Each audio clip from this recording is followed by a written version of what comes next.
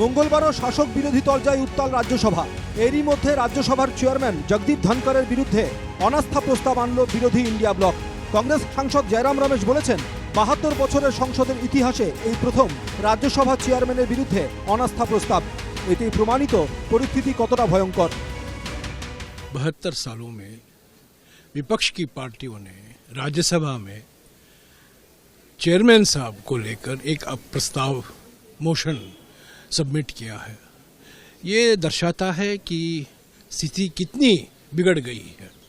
आप सदन को चलने दीजिए, अपनी बात उठाइए, जनता की समस्या को समझिए, लेकिन क्या मतलब है इसका? रोज कुछ न कुछ, तो ये बहुत पीड़ादायक है। हम इसकी भर्त्सना करते हैं। অনাস্থা প্রস্তাবে 50 জনেরও বেশি সাংসদের সই রয়েছে। তৃণমূলের হয়ে অনাস্থায় সই করেছেন সাগরিকা ঘোষ, নাদিমুল হক। সংখ্যার বিচারে ইন্ডিয়ার এককভাবে ধনকরের বিরুদ্ধে সংখ্যাগরিষ্ঠ মত তৈরি সম্ভব নয়। তারপরেও ধনকরের বিরুদ্ধে বিরোধীদের ঐক্যবদ্ধ অনাস্থা প্রস্তাব যথেষ্ট তাৎপর্যপূর্ণ বলে মনে করা হচ্ছে। सभा चलाया है, सदन चलाया है, और खास तौर से कल जो देखने को मिला हमें मजबूर कर दिया। सारे के सारे इंडिया पार्टी सभी ने हस्ताक्षर किया है इस अविश्वास प्रस्ताव पर। कोई भी पार्टी छोटी नहीं है। Congress has walked out of the Rajya Sabha in pursuit of our constitutional rights, in order to protect constitutional parliamentary democracy. We have given in our resolution of no confidence. हमारे पास पूरा बहुमत है, NDA सरकार के पास पूरा संख्या है और सदन के पूरे मेजॉरिटी मेंबर्स उपराष्ट्रपति जी को ऊपर में पूरा भरोसा है। हेट चढ़ गए। एक तरफ विपक्षी पार्टियां लगातार सदन के भीतर हंगामा कर रही हैं और अदानी के मुद्दे पर जांच की मांग कर रही हैं। दूसरी तरफ सत्ताधारी पार्टी के जो सांसद हैं वो भी सदन में इस बात को जोर शोर से उठा रहे हैं कि जो सोनिया गांधी हैं उनके जो संबंध हैं वो जो बिजनेसमैन हैं जॉर्ज सोरेस उनको लेकर उनके संबंध हैं।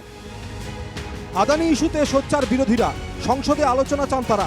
অন্যদিকে সোরস ইস্যুতে পাল্টা সুর চড়াচ্ছে শাসক দলও। এ নিয়ে সংসদে আলোচনা চায় তারা। দুপক্ষই তরজায় সংসদীয় অচল। এখনো হয়নি কোনো গুরুত্বপূর্ণ কাজ, পাশ হয়নি কোনো বিলও। Government is not a weak government. We have numbers. The government business can be passed through. To serve the nation, we have to make parliament function.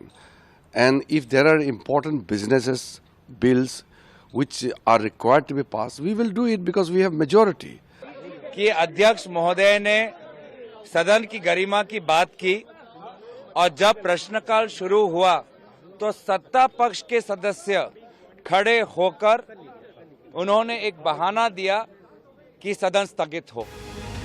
সংসদীয় গণতন্ত্রে বিশ্বাস করেন না রাহুল গান্ধী। এমনকি তিনি সংসদীয় প্রথার কোনো নিয়মের পালন করেন না। মঙ্গলবার এভাবেই লোকসভার বিরোধী দলনেতা রাহুল গান্ধীকে আক্রমণ করলেন সংসদ বিষয়ক মন্ত্রী Kiren Rijiju. Many MPs from Congress party also, in fact the entire Congress party in Rajya Sabha are looking for debate and discussion in the House. It is only Rahul Gandhi who doesn't want to take part in the parliamentary proceeding. Probably Rahul Gandhi doesn't believe in parliamentary democracy. डर रहे हैं अडानी जी पे बहस करने से, डरते हैं, जानते हैं कि ये चर्चा नहीं कर सकते क्योंकि सारी बातें सामने आ जाएंगी और छुप रहे हैं। और मुझे ताज्जुब होता है, मैं तो नई हूँ संसद में, आज तक प्रधानमंत्री जी आया ही नहीं है।